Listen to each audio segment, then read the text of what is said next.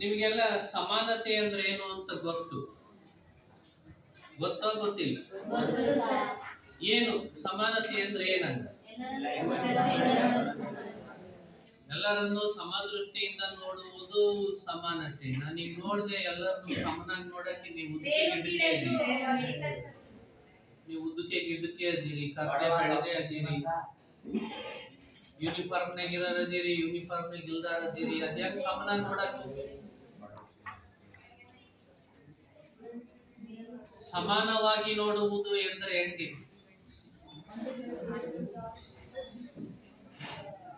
ಅಂದ್ರೆ ಇತರರಿಗೆ ಸಿಗುವ ಅವಕಾಶಗಳು ನನಗೂ ಸಿಗುವಂತಿದ್ದರೆ ಸಮಾನತೆ. ಇತರರಿಗೆ ಸಿಗ್ತಾ ಇರ್ತಕ್ಕಂಥ ಸೌಲಭ್ಯಗಳು ನನಗೂ ಕೂಡ ಸಿಗುವಂತಿರ್ಬೇಕು. ಅದನ್ನ ನಾವು ಸಮಾನತೆ ಅಂತ ಹೇಳಿ ಕರಿತೀವಿ. ಅವಾಗ ಅದನ್ನ ನಾವು ಸಮಾನತೆ ಅಂತ ಹೇಳಿ ಕರಿತೀವಿ. ಅದು ನನಗಿಲ್ಲ, ಬೇರೆಯವರಿಗೆ ಮಾತ್ರ ಇದೆ ಎಂದರೆ ನಾನು ಅಸಮಾನನು. ಈ ಸಮಾನತೆ ಎನ್ನುವ ಒಂದು ಏನು ಮೂಲಭೂತ ರಾಜಕೀಯ ಪರಿಕಲ್ಪನೆ ಇದೆ, ಈ ಮೂಲಭೂತ ರಾಜಕೀಯ ಪರಿಕಲ್ಪನೆಯು ಕೂಡ ಬಹಳಷ್ಟು ಕಾಂಪ್ಲಿಕೇಟೆಡ್, ಬಹಳಷ್ಟು ಗಲಿಬಿಲಿಯಾದಂತ ವಾತಾವರಣಗಳನ್ನು ಸೃಷ್ಟಿ ಮಾಡಿದೆ, ಕ್ರಾಂತಿಗಳಿಗೆ ಕಾರಣಕಾರಿಯಾಗಿದೆ, ಯುದ್ಧಗಳು ನಡೆಯುವಂತೆ ಮಾಡಿದೆ, ಪ್ರಭುತ್ವಗಳೇ ಉರುಳಿ ಹೋಗಿದ್ದಾವೆ. ಶಕ್ತಿ ಸಿದ್ಧಾಂತ ಹೇಳ್ತದೆ, ಶಕ್ತಿವಂತನಿಗೆ ಶಕ್ತಿಹೀನನು ಅಧೀನನು, ಶ್ರೀಮಂತನಿಗೆ ಬಡವನು ಅಧೀನನು, ಮೇಲ್ಜಾತಿಯವರಿಗೆ ಕೀಳ್ಜಾತಿಯವನು ಅಧೀನನು.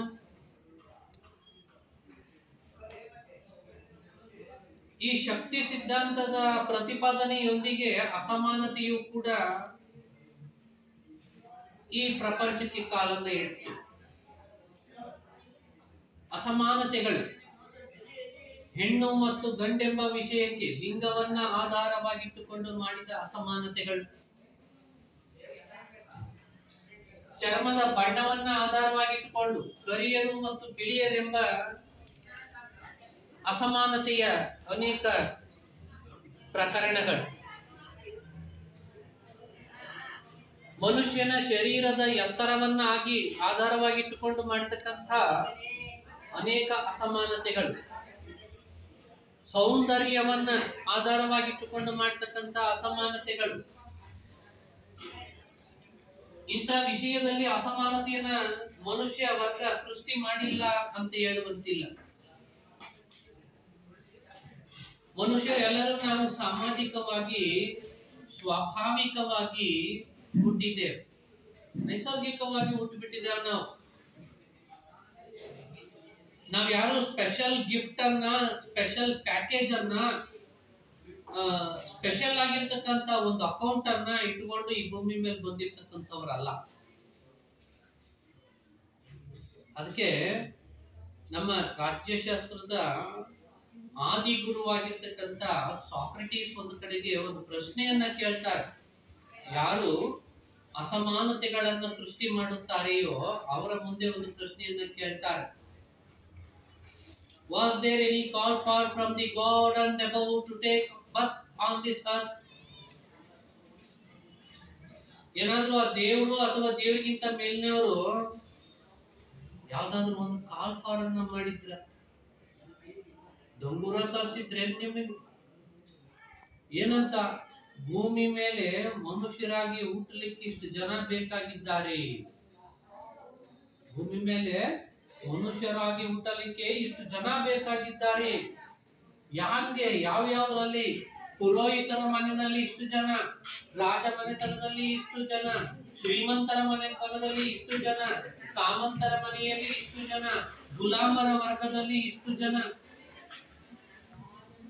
ಹೀಗೆ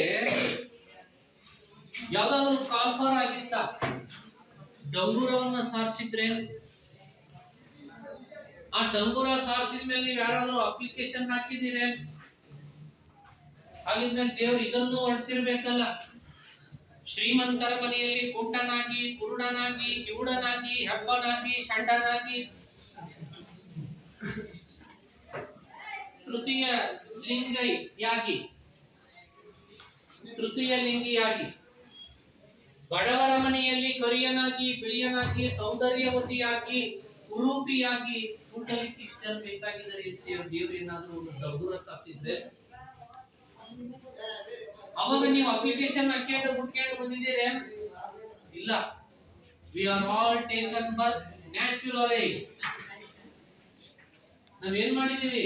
ಸ್ವಾಭಾವಿಕವಾಗಿ ಹುಟ್ಟಿದ್ದೇವೆ ನಾವು. Life is given to us. Life is given to us. ಈ ಜೀವನ ನಮಗೆ ಕೊಡಲ್ಪಟ್ಟದ್ದು. ಅದು ಕೊಡಲ್ಪಟ್ಟಿರ್ತಕ್ಕಂಥ ಜೀವನ ಇದೆಯಲ್ಲ, ವಿ ಆರ್ನಡ್ ಇಟ್. ನಾವು ಅದನ್ನು ಪಡೆದಿದ್ದೇವೆ.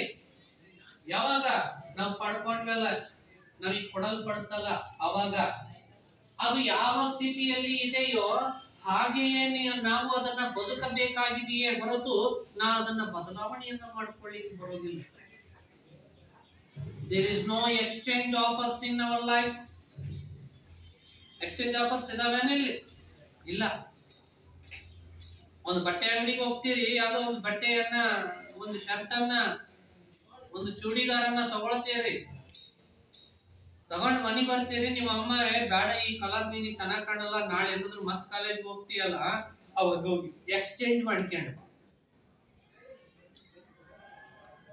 ನಾನು ಏನು ಈ ಮುಖವನ್ನ ಇಟ್ಟುಕೊಂಡು ಈ ಭೂಮಿಯ ಮೇಲೆ ಬಂದಿದ್ದೀನಿ, ನಾನು ಹುಟ್ಟಿದ ದಿನದಿಂದ ನಾನು ಸಾಯುವ ಕೊನೆಯ ದಿನದವರೆಗೆ ನಾನು ಈ ಮುಖದ ಜೊತೆಗೆ ಬದುಕಬೇಕಾಗಿದೆ. ನಾನು I am not given any option two change my life, change my face, change my smile, change my eyes, change my nose, change my hairstyle. ನನಗೆ ಏನಾದರೂ ಒಂದು ಆಪ್ಷನ್ಸ್ ಇದಾವೇನು? ಇಲ್ಲ. ನಿಮಗಿದೇನು ಆಪ್ಷನ್ಸ್?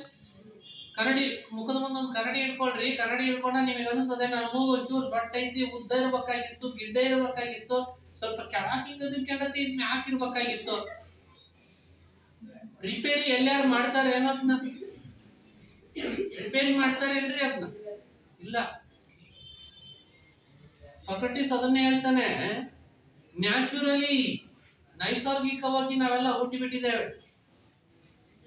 ನೈಸರ್ಗಿಕವಾಗಿ ನಾವು ಹುಟ್ಟಿದ್ದೇವೆ. ನಿಸರ್ಗ ನಮಗೆ ಇಂಥ ಒಂದು ಬದುಕನ್ನು ಕೊಡಮಾಡಿ, ಆ ನಿಸರ್ಗ ಕೊಡಮಾಡಿರ್ತಕ್ಕಂಥ ಈ ಬದುಕನ್ನ ನಿಸರ್ಗದ ನಿಯಮಗಳಿಗೆ ಅನುಗುಣವಾಗಿ ನಾವು ಬಾಳಬೇಕಾಗಿದೆ, ಬದುಕಬೇಕಾಗಿದೆ.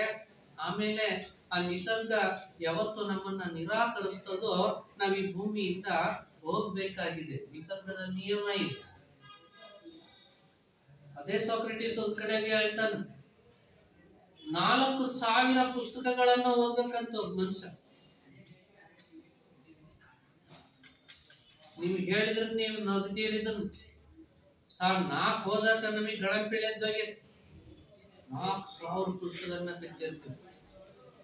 4,000 ಪುಸ್ತಕಗಳನ್ನ ಓದ್ಬೇಕಂತೆ. ಅದರಲ್ಲಿ 4 ವಿಷಯಗಳನ್ನ ಆಯ್ಕೆ ಮಾಡ್ಕೋಬೇಕಂತೆ. 4 ವಿಷಯಗಳನ್ನ ಆಯ್ಕೆ ಮಾಡ್ಕೋಬೇಕಂತೆ. ಆಯ್ಕೆ ಮಾಡಿಕೊಂಡಿರುವ 4 ವಿಷಯಗಳಲ್ಲಿ 2 ಮರೆತು ಹೋಗುವ ವಿಷಯಗಳು, 2 ಸದಾ ನೆನಪಿಟ್ಕೋಬೇಕಾಗಿರ್ತಕ್ಕಂಥ ವಿಷಯಗಳಂತೆ. ಮರಿಬೇಕಾದವು 2 ಅಂತ, ಸದಾ ನೆನಪಿಟ್ಕೋಬೇಕಾಗಿರ್ತಕ್ಕಂಥವು 2 ಅಂತ. ಸದಾ ನೆನಪಿಟ್ಕೊಳ್ಳೋ ಅಂತದನ್ನ ನಾವು ಮೊದಲು ನೋಡೋಣ. ಸದಾ ನೆನಪಿಟ್ಕೊಳ್ಳತಕ್ಕಂಥದ್ದಲ್ಲಿ ಮೊದಲನೇ ಯಾವುದಾದ್ರು ಒಂದಲ್ಲ ಒಂದು ದಿನ ನಾವು ಈ ಭೂಮಿಯಿಂದ, ಈ ಬದುಕಿನಿಂದ ಹೋಗ್ಬೇಕು, ಇರ್ಬೇಕು. ಶಾಶ್ವತವಾಗಿ ಹೋಗ್ಬೇಕು, ಇರ್ಬೇಕು. ಹೋಗ್ಬೇಕಿದೆ ಅಂದ್ರೆ ಹುಟ್ಟಿರುವ ಪ್ರತಿಯೊಂದು ಜೀವಿಗೆ ಏನಿದೆ? ಸಾವಿದೆ. ತಯಾರಾದ ಪ್ರತಿಯೊಂದು ವಸ್ತುವಿಗೆ ಎಕ್ಸ್ಪೈರಿ ಡೇಟ್ ಇದೆ. ಒಂದು ಗ್ಲೂಕೋಸ್ ಬಿಸ್ಕೆಟ್ ಪ್ಯಾಕ್ ತಗೊಂಡ್ರಿ, ಒಂದು ಗುಡ್ ಡೇ ಬಿಸ್ಕೆಟ್, ಅದ್ರ ಮೇಲೆ ಬರೆದಿರ್ತಾನ date of manufacture.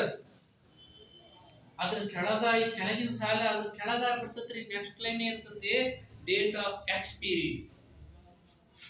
Date of expiry ಅಂತ ಹೇಳಿರ್ತದ. ಈಗ ನಿಮ್ಮ ಡೇಟ್ ಆಫ್ ಬರ್ತ್ ಕೇಳಿದ್ರೆ ನೀವು ಯಾವ್ದೋ ಒಂದು ಡೇಟ್ ಹೇಳ್ತೀರಿ. ನೀವು ಏನು ಸಾಕ್ಷಿ ಅಂತ ಕೇಳಿದ್ರೆ SSLC ಮಾರ್ಕ್ಸ್ ಕಾರ್ಡ್ನಾಗ ಐತೆ, ನನ್ನ ಬರ್ತ್ ಸರ್ಟಿಫಿಕೇಟ್ನಾಗ ಐತೆ ಅಂತೇಳಿ. ನಾನು ನೆಕ್ಸ್ಟ್ ಕ್ವಶನ್ ಕೇಳಿದ್ರೆ ನಿಮಗೆ ಉತ್ತರ ಐತೆ, which is your expiry date. ಹೌದ್ಲೇ ಹುಡುಗ, ನೋಡಿ ಒಂದು ಬಿಸ್ಕತ್ ಪ್ಯಾಕಿಂಗ್ ಮೇಲೆಲ್ಲ ಬರ್ದಾರ, ಒಂದು ಸಾಂಬಾರ್ ಪುಡಿ ಪಾಕೆಟ್ ತಗಂದ್ರೆ ಅದ್ರ ಮೇಲೆ ಬರ್ದಾರ ನಾವು ಎಕ್ಸ್ಪೈರಿ ಡೇಟ್ ಬರ್ದಾರ. ಒಂದು ಗುಳಿಗೆ ತಲೆನೋವಿ ಗುಳಿಗೆ ತಗೊಳ್ತೀವ್ರಿ ₹1 ಕೊಟ್ಟು, ಅದಕ್ಕೆ ಎಕ್ಸ್ಪೈರಿ ಡೇಟ್ ಬರ್ದಾರ. ನಿಂದ ಇಷ್ಟು ದೊಡ್ಡ ಜೀವನ ಐತಿ, ನಿನಗೆ ಯಾಕೆ ಎಕ್ಸ್ಪೈರಿ ಡೇಟ್ ಗೊತ್ತಿಲ್ಲ ನಿನಗ? ಹೇಳ, ನಿನ್ನ ಎಕ್ಸ್ಪೈರಿ ಡೇಟ್ ಹೇಳಲ್ಲ ಹಂಗಾರ ಅಂತ ಹೇಳ್ತೀರ ನೀವು? No, because nature have to decide it. It have decided, but it didn't told to us. ನಮಗೆ ಅದನ್ನ ನಿಸರ್ಗ ಇನ್ನು ಏನ್ ಮಾಡ್ಬೇಕಾಗಿದೆ, ಅದನ್ನ ನಿಗದಿ ಮಾಡ್ಬೇಕಾಗಿದೆ. ನಿಗದಿ ಮಾಡಿ ಅದೇನ್ ನಮ್ಗೆ ಹೇಳಲ್ರಿ. ಅದು ನಮ್ ಕೊನೆ ಟೈಮ್ ಬಂದಾಗ ನಮ್ಮನ್ನ ಏನ್ ಮಾಡ್ತದ, ನಮ್ಮನ್ನ ತೆಗೆದ ಬಿಡ್ತದ. ಹಾಗಿದ್ಮೇಲೆ ಈ ಕ್ಷಣಿಕ ಬದುಕಿನ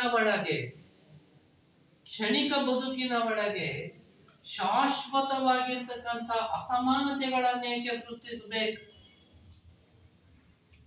ಫ್ರಾನ್ಸ್ ಮಹಾಕ್ರಾಂತಿಯ ಸಮಯದಲ್ಲಿ ಇದೇ ವಿಷಯಗಳು ಬರ್ತಾವ. ಮನುಷ್ಯನಾಗೆಲ್ಲ ಏನಾಗಿದ್ದೇವೆ, ನ್ಯಾಚುರಲಿ ಹುಟ್ಟಿಬಿಟ್ಟಿದ್ದೇವೆ, ನೈಸರ್ಗಿಕವಾಗಿ ಹುಟ್ಟಿದ್ದೇವೆ. ಆದ್ರೆ ಕೃತಕವಾಗಿರ್ತಕ್ಕಂಥ ಅಸಮಾನತೆಗಳನ್ನ ಸೃಷ್ಟಿಸಿಕೊಂಡಿದ್ದೇವೆ. ಅರಿಸ್ಟಾಟಲ್ ಒಂದ್ ಕಡೆಗೆ ಹೇಳ್ತಾರೆ, ಹುಟ್ಟುತ್ತಲೇ ಮಾನವನು ಸಮಾಜ ಜೀವಿ, ಸ್ವಾಭಾವಿಕ ಜೀವಿ, ಜಗಳ ಗಂಟಿಯೂ ಕೂಡ.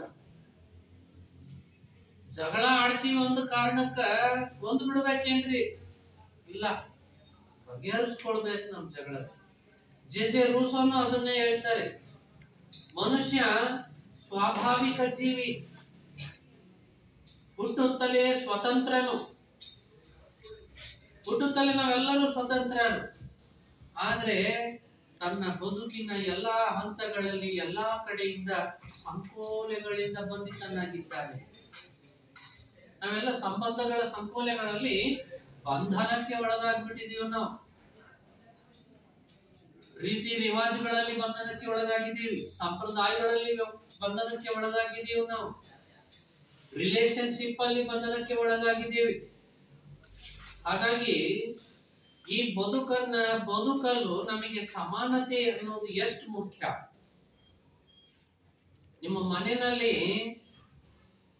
ಒಬ್ಬ ಗಂಡು ಮಗ ಒಬ್ಬ ಹೆಣ್ಣು ಮಗಳು ಇಬ್ರು ಮಕ್ಕಳಿದ್ದೀರಿ ಅಂತಂದ್ರೆ ಇಬ್ಬರಿಗೂ ಸಮಾನವಾದಂತ ಅವಕಾಶಗಳು ಇದ್ದಾವ? ಒಂದು ಸಾರಿ ನೋಡ್ಕೊಳ್ಳಿ ನೀವು, ಇಬ್ಬರಿಗೂ ಸಮಾನವಾದಂತ ಅವಕಾಶಗಳು ಇದ್ದಾವೆ. ಕೆಲವು ಸಾರಿ ಇದಾವು, ಕೆಲವು ಸಾರಿ ಇರಲ್ಲ. ಕೆಲವು ಸಾರಿ ಗಂಡು ಮಕ್ಕಳಿಗೆ ಜಾಸ್ತಿ ಸೌಲಭ್ಯಗಳು ಇರ್ತಾವ್ರಿ. ಹೆಂಗ ನಮ್ಮ ಅಮ್ಮ ಅಪ್ಪ ಇಬ್ರು ಹುಡುಗ ಬೇಕಾದ್ರೆ ಕೇಳ್ಬೋದು. ನನ್ನ ಫ್ರೆಂಡ್ಸ್ ಎಲ್ಲರೂ ದಾವಣಗೆರೆ ಸೆಕೆಂಡ್ ಶೋ ಪಿಕ್ಚರ್ ನೋಡಕ್ ಹೊಂಟಾರ, ಎಲ್ಲಾರು ಈಗ ಹೊಂಟೇವಿ, ಬಸ್ಸಿಗೆ ಹೊಂಟೇವಿ, 5-6 ಮಂದಿ ಕುಡ್ಕೊಂಡೇವ್. ನಾವು ಒಂದು ಆಟೋ ಮಾಡ್ಕೊಂಡದವಿ, ಆ ಆಟೋದಾಗ ಹೋಗಿ ಆಟೋದಾಗ ಬರ್ತೇವಿ. ನನ್ನ ಫ್ರೆಂಡ್ ಬರ್ತ್ಡೇ ಇತ್ತಲ್ಲ, ಅದಕ್ಕೆ ಬರ್ತ್ಡೇ ಪಾರ್ಟಿ ಕೊಡೋದು ಅಂತೇಳಿ ಕೇಕ್ ಕಟ್ ಮಾಡೋದು ಇಂಥದ್ದೆಲ್ಲ ಮಾಡೋದು ಬೇಡ, ಚಲೋ ಸಿನಿಮಾ ಬಂದತ್ತ ಅದನ್ನ ತೋರಿಸ್ತೀನಿ ಅಂತ ಹೇಳಿದ್ದ. ಅದಕ್ಕೆ 6 ಮಂದಿ ಹೊಂಟೇವ್, ನಾವು ಹೋಗಿ ಬರ್ತಾವ ಅಂತ ಕೇಳ್ತಾನ. ನಾವು ಅವನಿಗೆ ಪರ್ಮಿಷನ್ ಸಿಗ್ತದ್ರಿ ಸೆಕೆಂಡ್ ಶೋ ಸಿನಿಮಾ ನೋಡಕ್, ರಾತ್ರಿ ಹೋಗಕ್, ಮನೆಯಿಂದ ಹೊರಕ್. ಹೆಣ್ಮಕ್ಳಿಗೆ ಸಿಗ್ತತೇನ್ರಿ ಹಿಂಗ್ ಕೇಳಿದ್ರಿ? ಯಾವ ಪಾರ್ಟಿ ಇಲ್ಲ, ಸಿನಿಮಾನೆಲ್ಲ ತಾಯಿ ಉಂಡಿದೆಯಲ್ಲ ಹೋಗ್ತಾರೆ ಮನಿಕೆ ಅಂತಾರ. ನಾನು ಅದನ್ನೇ ಹೇಳಿದೆ, ಕೆಲವು ಬಾರಿ ಸಿಗ್ತದ, ಸಮಾನ ಅವಕಾಶಗಳು ಸಿಗ್ತಾವು, ಕೆಲವು ಬಾರಿ ಸಿಗಲ್ಲ. ಹೋದ ವರ್ಷ ಅವನಾದ್ರೂ ಟೂರ್ ಕಳಿಸಿರಿ ಶಾಲ್ಯಾಗ, ನನ್ನಾದ್ರೂ ಕಳಿಸ್ಲೇ ಇಲ್ಲ ನೀವು. ಈ ವರ್ಷ ಹೊಂಟಾರ, ನನ್ ಕಳ್ಸಾಕ ಬೇಕು ನೀವು ಅಂತಂದು ಹಠ ಹಿಡಿದ್ರಿ. ನಿಮಗೆ ಸಿಗ್ತದ? ಸಿಗ್ತತಿಲ್ಲ? ಸಿಗ್ತದ, ಸಮಾನ ಅವಕಾಶ ಸಿಗ್ತದ. ಅದ್ರ ಬದಲಿ ಸಿನಿಮಾ ನೀವು ಕೇಳಿದ್ರೆ ಸಿಗ್ತತೇನು? ಸಿಗಂಗಿಲ್ಲ. ಹೀಗೆ ಒಂದು ಮನೆಯಲ್ಲಿ ಅಸಮಾನತೆಗಳು, ಕುಟುಂಬದಲ್ಲಿ ಅಸಮಾನತೆಗಳು, ಸಂಸಾರದಲ್ಲಿ ಅಸಮಾನತೆಗಳು, ಹೆಣ್ಣು ಗಂಡೆಂಬ ಕಾರಣಕ್ಕಾಗಿ ಹೆಣ್ಣು ಮಕ್ಕಳನ್ನ ಪ್ರಜೆಗಳೇ ಅಲ್ಲವೆಂದು ಈಗಳಿದ ದಿನಗಳು ಕೂಡ ಇದ್ದಾವೆ. ಪ್ಲೇಟೋ ಅಂತ ತತ್ವಜ್ಞಾನಿ ಅಂತ ಕರೆದಿದ್ದೇವೆ ನಾವು. ಆತ ರಾಜ್ಯಕ್ಕೆ ಒಂದು ರಾಜ್ಯ ಅಂತ ಹೇಳಿ ಕರಿಬೇಕು ಅನ್ನೋದಾದ್ರೆ ಎಷ್ಟು ಜನಸಂಖ್ಯೆ ಇರಬೇಕು ಅಂತ ಹೇಳಿದ ನಾವು? 5,000 ಜೋರಾಗಿ ಹೇಳ್ರಿ. 5,040 5040 ನೆನ್ಪಿಟ್ಕೊಳ್ಬೇಕು ಅಂದ್ರೆ ಇದು ನೆನ್ಪಿಟ್ಕೊಳ್ಳಿ. ಪ್ಲೇಟೋ ಹೇಳಿರೋದು ಎಷ್ಟು? 5040 5040 5040. ಈ 5,040 ಜನ ಇದ್ರೆ ಅದನ್ನ ನಾವು ರಾಜ್ಯ ಅಂತ ಹೇಳಿ ಕರಿಬಹುದು ಅಂತ ಪ್ಲೇಟೋ ಹೇಳಿದಾನ. ಆದರೆ ಈ 5,040ರಲ್ಲಿ ಕೆಲವು ಜನರನ್ನ ಹೊರತುಪಡಿಸಿದಾನೆ. ಆ ರಾಜ್ಯದಾಗೆ ಇರುವ ಎಲ್ಲಾ ಹೆಂಗಸರನ್ನ,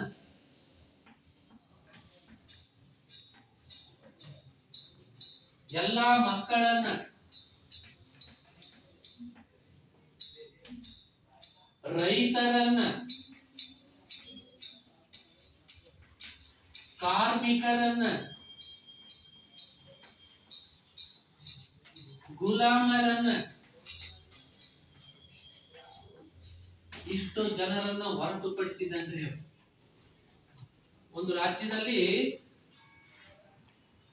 ಒಂದು ರಾಜ್ಯವನ್ನು ನಾವು ರಾಜ್ಯ ಅಂತ ಹೇಳಿ ಕರಿಬೇಕು ಅನ್ನೋದಾದ್ರೆ 5,040 ಜನ ಇರ್ಬೇಕಲ್ಲಿ ಆ ರಾಜ್ಯದಲ್ಲಿ, ಅವಾಗ ಅದನ್ನ ರಾಜ್ಯ ಅಂತ ಹೇಳಿ ಕರಿಬಹುದು ಅಂತ ಹೇಳಿ ಪ್ಲೇಟೋ ಹೇಳಿದಾನೆ.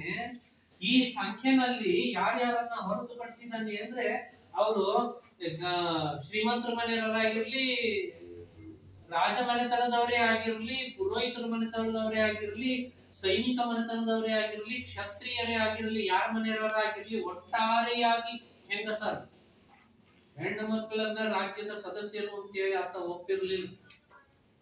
ಮಕ್ಕಳನ್ನ ಹೊರತುಪಡಿಸಿದ್ದ, ರೈತರನ್ನ ಹೊರತುಪಡಿಸಿದ್ದ, ಸಾಮಾನ್ಯ ವರ್ಗದವರು ಇವರು, ಕಾರ್ಮಿಕ ವರ್ಗದವರನ್ನ ಹೊರತುಪಡಿಸಿದ್ದ, ಗುಲಾಮರನ್ನ ಆತ ಪ್ರಜೆಗಳೆಂದು ನಂಬಿರಲಿಲ್ಲ, ಪ್ರಜೆಗಳೆಂದು ಪರಿಗಣಿಸಿರಲಿಲ್ಲ.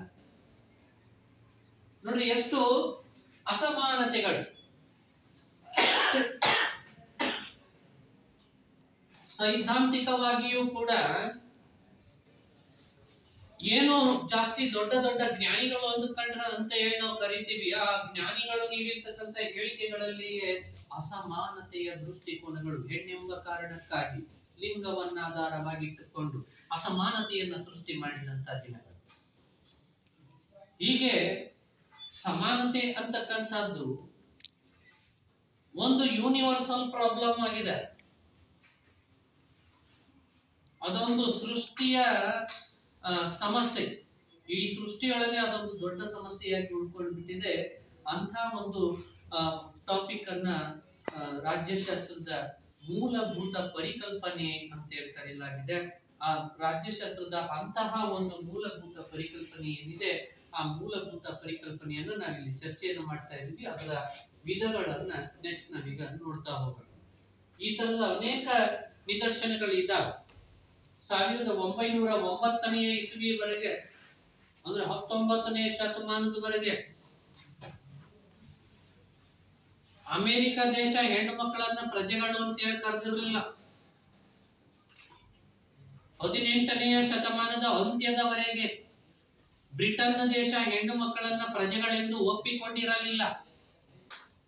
ಹೆಣ್ಣು ಮಕ್ಕಳನ್ನ ಪ್ರಜೆಗಳು ಅಂತ ಹೇಳಿ ಒಪ್ಕೊಂಡಿರಲಿಲ್ಲ. ಅವ್ರಿಗೆ ಓಟಕ್ಕ ಅವಕಾಶ ಇರಲಿಲ್ಲ, ಚುನಾವಣೆ ನಿಲ್ಲೋ ಅವಕಾಶ ಇರಲಿಲ್ಲ, ದೂರು ನೀಡೋ ಅವಕಾಶ ಇರಲಿಲ್ಲ, ರಾಜಕೀಯ ಸಂಘಟನೆಗಳನ್ನ ಕಟ್ಟಿಕೊಳ್ತಕ್ಕಂತ ಅವಕಾಶ ಇರಲಿಲ್ಲ. ಹೆಣ್ಮಕ್ಳಿಗೆ ಯಾವ ಅಧಿಕಾರವನ್ನು ಕೂಡ ಕೊಟ್ಟಿರಲಿಲ್ಲ. ಇತ್ತೀಚೆಗೆ ಅವೆಲ್ಲವೂ ಅದನ್ನ ಕೊಟ್ಟಿದ್ದಾರೆ. ನಮ್ಮ ಭಾರತ ಸಂವಿಧಾನ ಜಾರಿಯಾದ ದಿನದಿಂದಲೇ 1950 ಜನವರಿ 26 ನಮ್ಮ ಭಾರತ ಸಂವಿಧಾನ ಜಾರಿಯಾದ ದಿನದಿಂದಲೇ ಸ್ತ್ರೀ ಪುರುಷರಿಬ್ಬರಿಗೂ 18 ವರ್ಷ ವಯಸ್ಸನ್ನ ದಾಟಿದ ಸ್ತ್ರೀ ಪುರುಷರಿಬ್ಬರಿಗೂ ಕೂಡ ಸಮಾನವಾಗಿ ಅಂದ್ರೆ ಮೊದಲಿಗೆ 21 ವರ್ಷ ಅಂತ ಹೇಳಿ ಸಂವಿಧಾನ ಮಾಡಿತ್ತು, ನಂತರ ಅದನ್ನು ತಿದ್ದುಪಡಿ ಮಾಡಿ 18 ವರ್ಷಕ್ಕೆ ಇಳಿಸಲಾಗಿದೆ. 21 ವರ್ಷ ವಯಸ್ಸನ್ನ ಗಳಿಸಿರುವ ಸ್ತ್ರೀ ಪುರುಷರಿಬ್ಬರಿಗೂ ಕೂಡ ಸಮಾನವಾಗಿ ಮತದಾನವನ್ನ ಮಾಡತಕ್ಕಂತ ಅವಕಾಶವನ್ನು ನಮ್ಮ ಭಾರತ ಸಂವಿಧಾನ ಸಂಸ್ಥಾಪನೆಯಾದ ದಿನದಿಂದಲೇ ತನ್ನ ಪ್ರಜೆಗಳಿಗೆ ಕೊಡು ಮಾಡ್ತದೆ. ಹಾಗಾಗಿ ಈ ಸಮಾನತೆಯ ಅನೇಕ ಮುಖಗಳು ಎಲ್ಲೆಲ್ಲಿ ಹೋದ್ರೂ ಕೂಡ ಅಲ್ಲಲ್ಲಿ ಸಮಾನತೆ ಇದೆ. ಈ ಸಮಾನತೆಯ ವಿಧಗಳು, ಅದರಲ್ಲಿ ಮೊದಲಿಗೆ ನೈಸರ್ಗಿಕ ಸಮಾನತೆ. ನಿಸರ್ಗ ಬದುಕಿನಲ್ಲಿ ನಾವೇನು ಜೀವನವನ್ನ ನಾವು ಪಡೆದಿದ್ದೀವಿ, ಆ ನೈಸರ್ಗಿಕ ಸಮಾನತೆ. ನಿಸರ್ಗ ನಮಗೆ ಪ್ರಪಂಚಕ್ಕೆ ಬರೋಕೆ ಅವಕಾಶವನ್ನು ಮಾಡಿಕೊಟ್ಟದ. ನಿಸರ್ಗದ ಮಡಿಲಿನಲ್ಲಿ ನಾವು ಈ ಜನ್ಮವನ್ನ ಪಡೆದಿದ್ದೀವಿ, ಹುಟ್ಟನ್ನು ಪಡೆದಿದ್ದೀವಿ, ಜೀವನವನ್ನ ಪಡೆದಿದ್ದೀವಿ. ನಿಸರ್ಗ ಕೊಟ್ಟಾದ್ರೆ ನಮಗೆ ಈ ಜೀವನ. ಆ ನಿಸರ್ಗ ನಮಗೆ ಸಮಾನವಾಗಿ ಜೀವನವನ್ನು ಕೊಡು ಮಾಡಿದೆಯೇನು? ನೀವು ಅದನ್ನೇ ಹೇಳ್ಬಹುದು. ನೀವು ಯಾರು ಎಬಿಸ್ ನಿಲ್ಸ್ ಕೇಳಿದ್ರೆ ಈ ಪ್ರಪಂಚಕ್ಕೆ ಬರಕ್ಕೆ ಏನ್ ಕಾರಣ? ಸರ್, ಗಾಡ್ ಗಿಫ್ಟ್ ಸರ್, ದೇವ್ರ ಗಿಫ್ಟ್ ಸರ್, ನನಗೆ ದೇವ್ರ ಕೊಡುಗೆ ಇದೆ ಅಂತೀರಿ. ನೀವು ಅಂತೀರಿಲ್ಲ? ದೇವ್ರನ್ನ ನಂಬ್ತೀರೋ ಇಲ್ಲ? ನಂಬ್ತೀರೋ ನಂಬಲ್ವೋ? ನಂಬ್ತೀರಿ. ಸಪರೇಟ್ ಒಂದು ಚರ್ಚೆ ಇಟ್ಕೊಳ್ಳೋಣ. ನೀವೆಲ್ಲರೂ ದೇವರನ್ನ ನಂಬುತ್ತೀರಿ ಎನ್ನುವುದಾದ್ರೆ ನಾನು ನಂಬಲ್ಲ ಅಂತ ನಿಂತ್ಕೊಂತೀನಿ. ಒಂದ್ಸಲ ಚರ್ಚೆ ಮಾಡಿಬಿಡೋದು. ನೀವು ನಂಬಲ್ಲ ಅಂದ್ರೆ ನಾನು ನಂಬ್ತೀನಿ ಅಂತ ನಿಂತ್ಕೊಂಡ್ಬಿಡ್ತೇನೆ. Opposite direction ನಿಂತ್ಕೊಳ್ಳೋಣ. ಈಗ ಬೇಡ. ಈಗ ಆ ದೇವರು ನಿಮಗ ಈ ವಿಶ್ವಕ್ಕೆ ನಿಮಗೆ ಜನ್ಮ ಕೊಟ್ಟಾನಂತ ಅಂದ್ಕೊಳ್ತೀರಿ ನೀವು. ಆ ದೇವರು ನಿಮಗೆ ಈ ಜೀವನವನ್ನ ಕೊಟ್ಟಿದ್ದಾನಲ್ಲ, ಸಮಾನವಾಗಿ ಕೊಟ್ಟಿದ್ದಾನೆ. ಏನು ಸಮಾನವಾಗಿ ಕೊಟ್ಟಾನೇನ್ ನಿಮಗೆ ಜೀವನ? ಎಲ್ಲರಿಗೂ ಒಂದೇ ತರ ಜೀವನ ಕೊಟ್ಟಾನೇನ್? ಕಾಗೆ ನೋಡ್ರಿ, ಓಸು ಒಂದೇ ತರ ಕಾಣ್ತಾವ. ಈಗ ಬಂದ್ ಇಲ್ಲಿ ಯಾವ್ದೋ ಒಂದ್ ತಿಂದು ಹೋಗ್ರಿ, ಅಲ್ಲಿ 50 ಇದ್ವು, ಅದ್ರ ಜೊತೆ ಕೂತ್ಕಂತು ಓಸು ಒಂಬಟ್ಟು ಹಾರಿಬಿಟ್ವು, ಇಲ್ಲಿ ಬಂದ್ ತಿಂದೋಗಿದ್ದ ಯಾರು ಗೊತ್ತಿಡ್ರಿ? ನೋಡೋಣ, ಗೊತ್ತಿಡ್ತೀರೇನ್? ಗುಬ್ಬಿ ನೋಡ್ರಿ ಹಂಗದ, ಒಂದೇ ತರದವ್. ಬೆಳ್ಳಕ್ಕಿ ನೋಡ್ರಿ ಎಲ್ಲ ಒಂದೇ ತರದವ್. ಬಾತ್ಕೋಳಿ ನೋಡ್ರಿ ಎಲ್ಲ ಒಂದೇ ತರ ಅದಾವ್. ಕುರಿ ನೋಡ್ರಿ ಓಸು ಒಂದೇ ತರ ಅದಾವ್. ಕತ್ತೆ ಓಸು ಒಂದೇ ಬಣ್ಣಕ್ಕಿರ್ತಾವ. ನಿಮ್ಮಲ್ಲಿ ಎಷ್ಟು ಬಣ್ಣ ಅದಾವ? ಎಷ್ಟು ನಮೂನಿ ತಲೆ ಅದಾವ? ಎಷ್ಟು ನಮೂನಿ ಬಣ್ಣ ಅದಾವ? ಎಷ್ಟು ನಮೂನಿ ಮೂಗ್ ಅದಾವ? ಎಷ್ಟು ನಮೂನಿ ತಲೆ ಅದಾವ? ಹೇರ್ ಸ್ಟೈಲ್ ಐತಿ. ದೇಹ ದಾಢ್ಯತೆಯಲ್ಲಿ ನೋಡ್ರಿ, ಗಿಡ್ಡಕ್ಕಿರದಿರಿ, ತೆಳಗಿರದಿರಿ, ಉದ್ಕಿರದಿರಿ, ಹಾಫ್ ಟಿಕೆಟ್ ಇರದಿರಿ, ಫುಲ್ ಟಿಕೆಟ್ ಇರದಿರಿ, ಡಬಲ್ ಟಿಕೆಟ್ ಇರ. ನಿಸರ್ಗ ಎಲ್ಲರಿಗೂ ಸಮಾನ ರೂಪ, ಸಮಾನ ಅವಕಾಶ, ಸಮಾನ ಬುದ್ಧಿಶಕ್ತಿ, ಸಮಾನ ದೇಹ, ಸೌಂದರ್ಯ, ಕೂದಲುಗಳು, ಉದ್ದನೆಯ ಕೂದಲುಗಳು, ಎಲ್ಲವನ್ನು ಎಲ್ಲರಿಗೂ ಸಮ ಕೊಟ್ಟತ್ತೇನ್ರಿ? ಇಲ್ಲ, ಎಲ್ಲರಿಗೂ ಇದನ್ನ ಸಮಾನವಾಗಿ ನೀಡಿಲ್ಲ, ಅಸಮಾನವಾಗಿ ನೀಡಿಬಿಟ್ಟದ. ಅದ್ ಹೆಂಗ್ ಬಂತ ಹಂಗ ಜೀವನ ಮಾಡ್ಬೇಕಾಗೈತೆ ಅಷ್ಟೇ ನಾವು. ಹಂಗಂತ ನಿಸರ್ಗ ನಮಗೆ ಸರಿಯಾದ ರೀತಿಯಲ್ಲಿ ಜೀವನವನ್ನು ಕೊಟ್ಟಿಲ್ಲ ಅಂತ ಹೇಳಕ್ ಬರೋಂಗಿಲ್ಲ. ನಮಗೆ ನಾವ್ ಹೆಂಗ ಅದೀವ ಹಂಗ ನಮಗೆ ಈ ಜೀವನ ಸಿಕ್ಕತ್. ಹೆಂಗ್ ಸಿಕ್ಕತ್ತ ಹಂಗ ನಾವು ಅದನ್ನ ಬದುಕಬೇಕಾಗಿದೆ. ಇನ್ನ ಈ ನಿಸರ್ಗ ನೀಡಿರ್ತಕ್ಕಂತ ಇಂಥ ಒಂದು ಬದುಕಿನಲ್ಲಿ ಕೃತಕವಾಗಿ ನಾವು ಯಾವುದೇ ಅಸಮಾನತೆಯನ್ನು ಸೃಷ್ಟಿ ಮಾಡಬಾರದು. ಕೃತಕವಾಗಿ ನಾವು ದೈಹಿಕವಾಗಿ, ಮಾನಸಿಕವಾಗಿ ಪ್ರತಿಯೊಬ್ಬರಲ್ಲಿ ಭಿನ್ನತೆ ಇರ್ತದೆ. ನೈಸರ್ಗಿಕ ಅಸಮಾನತೆಯನ್ನ ಹೊಂದಿಯೇ ಪ್ರತಿಯೊಬ್ಬರು ಜನಿಸಿರ್ತೀವಿ ನಾವು. ಈ ಸಮಾನತೆ ಮಾನವ ನಿರ್ಮಿತ ಕೃತಕ ಅಸಮಾನತೆಯನ್ನ ರಾಜ್ಯದ ಕಾನೂನುಗಳ ಮೂಲಕ ತೊಡೆದು ಹಾಕಬೇಕು ನಾವು. ಇಂಥ ಅಸಮಾನತೆಗಳಿದ್ದಾವೆ. ಈ ಅಸಮಾನತೆಗಳು ಇಂಥ ಜೀವನದೊಳಗ ಯಾರು ಕೃತಕವಾದಂತ ಅಸಮಾನತೆಗಳನ್ನ ಸೃಷ್ಟಿ ಮಾಡಬಾರ್ದು. 30 ಮಿನಿಟ್ಸ್ ಆಗಿ 30 ಮಿನಿಟ್ಸ್ ಆಗಿ 31, 32. ನಿಸರ್ಗದ ಬದುಕಿನಲ್ಲಿ ಆ ನಿಸರ್ಗ ನೀಡಿರುವ ಈ ಜೀವನದಲ್ಲಿ ನಿಸರ್ಗ ನಮ್ಗೆಲ್ಲರಿಗೂ ಉಸಿರಾಟ ಮಾಡತಕ್ಕಂತ ಅವಕಾಶ ಕೊಟ್ಟದು. ನಾವೆಲ್ಲರೂ ಗಾಳಿಯನ್ನೇ ಉಸಿರಾಡುತ್ತೇವಲ್ಲವೇ? ನಾವೆಲ್ಲ ಗಾಳಿ ಉಸಿರಾಡ್ತೀವಿ ತಾನೆ, ನಾವೆಲ್ಲರೂ ನೀರನ್ನೇ ಕುಡಿಯುತ್ತೇವಲ್ಲವೇ? ಎಷ್ಟೇ ಶ್ರೀಮಂತ ಆಗಿದ್ರು ಕೂಡ ನೀರು ಬಿಟ್ಟು ಬಂಗಾರ ಖರ್ಚು ಬಂಗಾರ ನೀರು ಕುಡಿದು ಬದುಕಕ್ಕೇನ್ರಿ? ಇಲ್ಲ, ಅವನು ನೀರನ್ನೇ ಕುಡಿಬೇಕ್ರಿ. ಅವ್ರ ಮನ್ಯಾಗ ಬಂಗಾರದ ತಟ್ಟೆ ಐತಂತ, ಬಂಗಾರದ ಕುರ್ಚಿ ಐತಂತ, ಬಂಗಾರದ ಮಂಚ ಐತಂತೆ, ಬಂಗಾರದ ಸ್ಪೂನ್ ಅದಾವಂತ, ಬಂಗಾರದ ಪಾತ್ರೆ ಒಳಗನೆ ಅಡ್ಗಿ ಮಾಡ್ತಾರಂತ. ಆ ಅಡ್ಗಿ ಮಾಡಾಕ ಅಕ್ಕಿ ತೊಳಿತಾರಲ್ಲ, ಅಕ್ಕಿ ಬಂಗಾರದ ಓದವು ಏನ ನಿಜವಾದ ಅಕ್ಕಿ ಮನ್ಯಾಗ ಮಣ್ಣಾಗ ಬೆಳೆದ ಅಕ್ಕಿ ಅದಾವ್ರಿ? ನಾವು ನೀವು ಎಲ್ಲ ಮಣ್ಣಾಗ ಬೆಳೆದ ತಿಂತೀವಲ್ಲ, ಅವ ಅಕ್ಕಿ ಅದಾವ್ರಿ. ಅದೇ ನದಿ ನೀರ್ನೇ ಅದ್ರ ಪಾತ್ರೆಗೆ ಹಾಕ್ತದರ್ರಿ. ಅಂದ್ರೆ ನಿಸರ್ಗ ಶ್ರೀಮಂತರಾಗಿರ್ಲಿ ಬಡವನರಾಗಿರ್ಲಿ ತಿನ್ನೋದ್ ಏನ್ ತಿನ್ಬೇಕ್ರಿ? ನಾವು ಅನ್ನನ ತಿನ್ಬೇಕ ಹೊರತು ನಾವು ಬಂಗಾರ ತಿನ್ನಕ್ ಬರಂಗಿಲ್ಲ, ಬೆಳ್ಳಿ ತಿನ್ನಕ್ ಬರಂಗಿಲ್ಲ, ಮುತ್ತು ವಜ್ರ ವೈಡೂರ್ಯ ತಿನ್ನಕ್ ಬರಂಗಿಲ್ರಿ. ನಾವು ಮತ್ತು ಅನ್ನನ ತಿನ್ಬೇಕಾಗಿದೆ. ಇದು ನಿಸರ್ಗ ನೀಡಿರುವ ಸಮಾನ ಅವಕಾಶ. ಗಾಳಿಯನ್ನ ಉಸಿರಾಡಲಿಕ್ಕೆ ನಾವು ಯಾರ ಅನುಮತಿಯನ್ನು ಪಡಿಬೇಕಾಗಿಲ್ಲ, ನೀರನ್ನ ಕುಡಿಲಿಕ್ಕೆ ಯಾರ ಅನುಮತಿಯನ್ನು ಪಡಿಬೇಕಾಗಿಲ್ರಿ. ನಾವು ಸೂರ್ಯನನ್ನ ನೋಡಲಿಕ್ಕೆ ನಾವು ಯಾರ ಅನುಮತಿಯನ್ನ ಪಡಿಬೇಕಾಗಿಲ್ರಿ. ನಾವ್ ಎಲ್ಲಿ ನಿಂತಿರ್ತೀವೋ ಅಲ್ಲಿ ದಿನದ ಟೈಮ್ಗೆ ತಲೆ ಎತ್ತಿ ಬಿಟ್ರೆ ಸೂರ್ಯ ಕಾಣ್ತಾನೆ. ನಾವ್ ಎಲ್ಲಿ ನಿಂತಿರ್ತೀವೋ ಅಲ್ಲಿ ಸುಮ್ಮನೆ ತಲೆ ಎತ್ತಿದ್ರು ಸಾಕು ಸೂರ್ಯ ಕಂಡು ಬಿಡ್ತಾನ. We are not supposed to ask anybody's permission. ಯಾರ್ದಾದ್ರೂ ಒಬ್ಬ ವ್ಯಕ್ತಿಯ ಮಾಲೀಕನ ಏನನ್ನ ಅನುಮತಿಯನ್ನು ನಾವು ಪಡಿಬೇಕಾಗಿಲ್ಲ. ಅದಕ್ಕೆ ಈ ಜೀವನವನ್ನ ನಾವು ಪಡೆದಿದ್ದೇವಲ್ಲ, ಈ ಜೀವನವನ್ನ ನಾವೇನು ಪಡೆದಿದ್ದೀವಲ್ಲ, ಪಡೆಯುವುದರ ಮುಖಾಂತರ ಸಾವು ತನ್ನಷ್ಟಕ್ಕೆ ತಾನೇ ಬರುವವರೆಗೆ ಬದುಕುಳಿಯುವ ಹಕ್ಕುಳ್ಳವರಾಗಿದ್ದೇವೆ.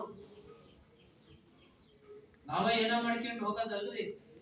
ಸಾವು ತಂತಾನೇ ಬರುವವರೆಗೆ ಅದಷ್ಟು ಗದ ಬರ್ಬೇಕ್ರಿ. ನಾವೇನು ಮಾಡ್ಕೋಬಾರ್ದು. ನಾವು ಆ ಸಾವು ತಂತಾನೇ ಬರುವವರೆಗೆ ಬದುಕುಳಿಯುವ ಹಕ್ಕನ್ನು ಹೊಂದಿದೀವಿ. ನಾವು ಆ ಹಕ್ಕನ್ನು ಯಾರು ಕಿತ್ಕೊಳ್ಳುವಂಗಿಲ್ಲ.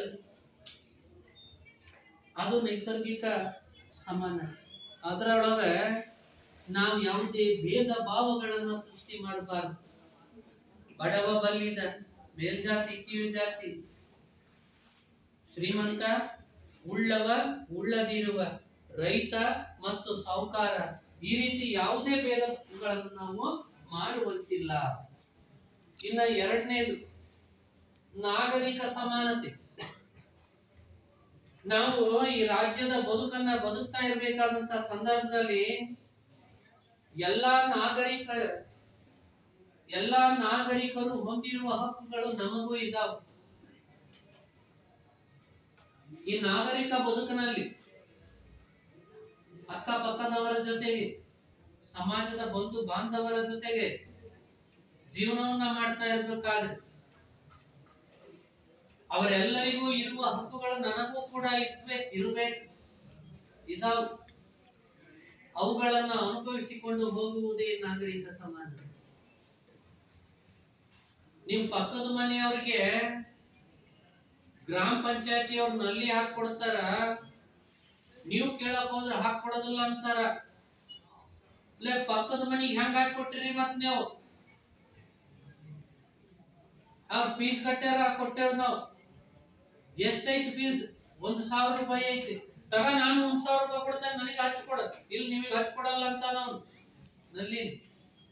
ನೀವು ಸುಮ್ ಬಿಡ್ತೀರೇನ್? ನೀವು ಜಗಳಕ್ಕ ಬಿಡ್ತೀರಿ. ನೀವು ಅವ್ರಿಗೆ ಏನ್ ಕೊಟ್ಟೆ ನೋಡೋಣ ಬಾಯಿಗೆ, ಅದನ್ನು ಹೊಡೆದಿಟ್ಬಿಡ್ತಾರ. ನಾನು ಪಕ್ಕದ ಮನೆಯವರಿಗೆ 1,000 ರೂಪಾಯಿ ಕಟ್ಟಿಸಿ ನೀವೇನ್ ಮಾಡಿರಿ? ನಲ್ಲಿ ಕನೆಕ್ಷನ್ ಕೊಟ್ಟಿರಿ. ನೀವು ಅವ್ರ ಮನ್ಯಾಗ ನಲ್ಲೇ ನೀರ್ ಬರ್ತಾವ. ನಾವ್ ಹಿಡ್ಕೊಳಕ್ ಹೋದ್ರ ಅವ್ರು ಕೊಡೋದಲ್ರಿ ನೀರ. ನಾವ್ ರೊಕ್ಕ ಕೊಟ್ಟಾಡ್ಸ್ಕೊಂಡ್ರ ನೀವ್ ಬೇಕಾದ್ರೆ ನೀವ್ ಹಾಕ್ಸ್ಕೊಳ್ರಿ ಅಂತಾರ ಅವ್ರು. ಅದಕ್ ನೀವೇನ್ ಮಾಡಿರಿ? ಪಂಚಾಯತಿ ಆಫೀಸ್ ಹೋಗಿರಿ, ನೀವು ಕೇಳ್ತಾ ಇದೀರಿ ನನಗೂ ಕೂಡ ಸೌಲಭ್ಯವನ್ನ ಕೊಡಿರಿ ಎಂದು ಕೇಳ್ತಿದ್ದೀರಿ. ಅವ್ರು ಕೊಡೋದಿಲ್ಲ ಅಂತ ನಾವು ಅವಾಗ ಅವ್ರಿಗೆ ಏನ್ ಕೊಟ್ಟೆ ಅಂತ ಕೇಳ್ತೀರಿ ನೀವು. ಅಂದ್ರೆ ನನಗ ಅಸಮಾನತೆಯನ್ನ ಸೃಷ್ಟಿಸಲಾಗ್ತಾ ಇದೆ ಅಂತ ಹೇಳಿ ನಿಮಗೆ ಫೀಲಿಂಗ್ ಬಂದ್ಬಿಡುತ್ತಲ್ಲೇ. ಇಲ್ಲಿ ಅಸಮಾನತೆಯನ್ನ ಸೃಷ್ಟಿಸಲಾಗ್ತಾ ಇದೆ. ಅವರಿಗಿರುವ ಅವಕಾಶಗಳನ್ನ ನನಗೆ ಕೊಡುತ್ತಿಲ್ಲವೆಂದರೆ ಇದು ಅಸಮಾನತೆ. ಅವರಿಗಿರುವ ಸೌಲಭ್ಯಗಳು ನನಗೂ ಕೂಡ ಇರಬೇಕು. ಅವಾಗ ಅದೇನದು ಸಮಾನ. ಇದನ್ನ ನಾವು ನಾಗರಿಕ ಸಮಾನತೆ ಅಂತ ಹೇಳಿ ಕರೀತೀವಿ. ಈ ನಾಗರಿಕ ಬದುಕನ್ನು ನಡೆಸ್ತಾ ಇರ್ಬೇಕಾದ್ರೆ, ನಾಗರಿಕ ಸ್ವಾತಂತ್ರ್ಯಗಳನ್ನ ನಾವು ಅನುಭವಿಸ್ಕೊಂಡು ಹೋಗ್ತಾ ಇರ್ಬೇಕಾದ್ರೆ, ಯಾವುದೇ ಜಾತಿ, ಧರ್ಮ, ಲಿಂಗ, ವರ್ಣ, ಹುಟ್ಟಿದ ಸ್ಥಳ, ಆಡುವ ಭಾಷೆ ಇವುಗಳನ್ನ ಆಧಾರವಾಗಿ ಇಟ್ಕೊಂಡು ಯಾರಾದ್ರೂ ತಾರತಮ್ಯವನ್ನು ಮಾಡಿದ್ರೆ ಅದು ಅಸಮಾನತೆಯಾಗಿ ಬಿಡುತ್ತದೆ. ಆ ಕಾರಣಕ್ಕೋಸ್ಕರ ನಮ್ಮ ದೇಶದ ಬದುಕಿನಲ್ಲಿ ಎಲ್ಲರೂ ನಾಗರಿಕ ಸ್ವಾತಂತ್ರ್ಯವನ್ನ ನಾವೇನು ಹೊಂದಿದ್ದೇವೆ, ಆ ನಾಗರಿಕ ಸ್ವಾತಂತ್ರ್ಯವನ್ನ ಅನುಭವಿಸ್ಕೊಂಡು ಬರ್ತಾ ಇರಬೇಕಾದಂತ ಸಂದರ್ಭದಲ್ಲಿ ನಿಮ್ಮ ಸ್ವಾತಂತ್ರ್ಯವನ್ನ ಯಾರಾದರೂ ನಿಮ್ಮ ಜಾತಿಯನ್ನ, ಧರ್ಮವನ್ನ, ಬಣ್ಣವನ್ನ, ಲಿಂಗವನ್ನ, ವರ್ಣವನ್ನ, ಹುಟ್ಟಿದ ಸ್ಥಳವನ್ನ, ಆಡುವ ಭಾಷೆಯನ್ನ ಆಧಾರವಾಗಿಟ್ಟುಕೊಂಡು ತಾರತಮ್ಯವನ್ನು ಎಸಗಲು ಬಂದರೆ ಅದು ನಾಗರಿಕ ಅಸಮಾನತೆಯಾಗಿರುತ್ತದೆ. ಅದನ್ನು ಮಾಡುವಂತಿಲ್ಲ. ಅದಕ್ಕೆ ಭಾರತದ ಸಂವಿಧಾನದೊಳಗ ಇದನ್ನು ಸೇರಿಸಲಾಯಿತು. ನಾಗರಿಕ ಸ್ವಾತಂತ್ರ್ಯವನ್ನ ಕೊಡ್ತಾ ಇರ್ಬೇಕಾದ್ರೆ ಸಮಾನತೆಯ ಹಕ್ಕು. ಈ ಸಮಾನತೆಯ ಹಕ್ಕನ್ನ ಕೊಡ್ ಮಾಡ್ತಿರ್ಬೇಕಾದ್ರೆ ನಮ್ಮ ಭಾರತದ ಸಂವಿಧಾನದೊಳಗನೆ ಅದನ್ನು ಬರೆದಿರ್ತದೆ. ವಿಧಿ ಸಂಖ್ಯೆ 14, ಭಾರತ ಸಂವಿಧಾನದ ವಿಧಿ ಸಂಖ್ಯೆ 14 ಏನ್ ಹೇಳ್ತದ ಅಂತಂದ್ರೆ, all are equal before law. ಕಾನೂನಿನ ಮುಂದೆ ಸರ್ವರು ಸಮಾನ. ಯಾರು ಶ್ರೇಷ್ಠರಲ್ಲ, ಯಾರು ಬಡವರಲ್ಲ. ಕಾನೂನಿನ ಮುಂದೆ ಸರ್ವರು ಸಮಾನರು. ಈ ದೇಶದ ಸೌಲಭ್ಯಗಳನ್ನು ಹೊಂದುವಲ್ಲಿ, ಈ ದೇಶ ನೀಡತಕ್ಕಂತ, ಸರ್ಕಾರ ನೀಡತಕ್ಕಂತ ಸೌಲಭ್ಯಗಳನ್ನ ಹೊಂದುವಲ್ಲಿ ಯಾರಾದರೂ ಜಾತಿ, ಧರ್ಮ, ಲಿಂಗ, ವರ್ಣ, ಹುಟ್ಟಿದ ಸ್ಥಳ, ಆಡುವ ಭಾಷೆ ಮುಂತಾದವುಗಳ ಆಧಾರದ ಮೇಲೆ ತಾರತಮ್ಯ